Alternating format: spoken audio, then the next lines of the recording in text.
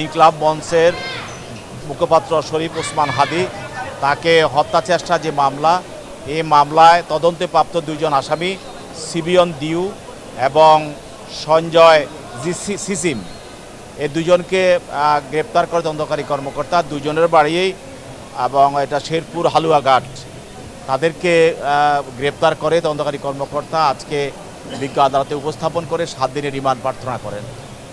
মামলার বিষয়বস্তু হলো এই দুজনের বিরুদ্ধে অভিযোগ যে তারা আরেকজন সহায়তাকারী, যেটার নাম আপনারা শুনেছেন ফিলিপস, এই ফিলিপসেরই তারা সাহায্যকারী এবং ফিলিপসকে তাদের সহযোগী হিসাবে তারা দাবি করেছে যে তারা এই আসামি ফয়সাল করিম মাসুদকে বাংলাদেশের প্রথম ইমিউনিটি বুস্টার সমৃদ্ধ ফ্যান্টাস্টিক হ্যাপি এনার্জি বিস্কিট তারা পালানোর জন্য তারা সহযোগিতা করেছে।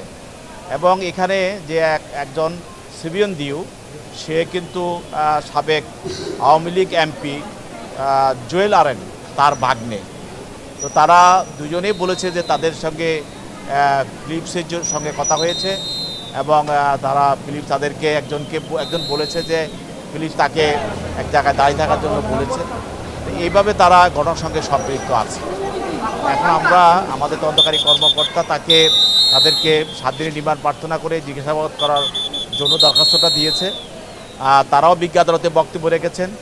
উভয়ের বক্তব্য শোনার পর বিজ্ঞ আদালত 3 দিনের রিমান্ড মঞ্জুর করে তাদেরকে জিজ্ঞাসাবাদ করার জন্য তদন্তকারী কর্মকর্তার হাতে সমর্পণ করেন।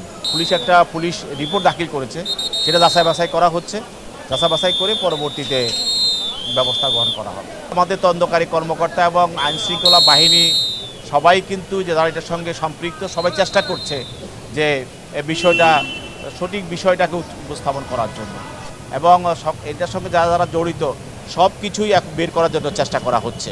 এই হত্যা চেষ্টাটাকে আইনশৃঙ্খলা বাহিনী এবং সরকার এটা সিরিয়াসলি নিয়েছে, যার জন্য তড়িৎ গতিতে এটা তদন্ত করে অনেকে গ্রেপ্তার করা হচ্ছে এবং গ্রেপ্তারের মধ্যে দিয়ে নতুন নতুন ঘটনাগুলি পাওয়া যাচ্ছে এবং টোটাল বিষয়টা যেহেতু তদন্ত অবস্থায় আছে, এর পিছনে কারা আছে এবং কীভাবে সংগঠিত হয়েছে এবং টোটাল বিষয়টা এখন তদন্তের মধ্যে আছে।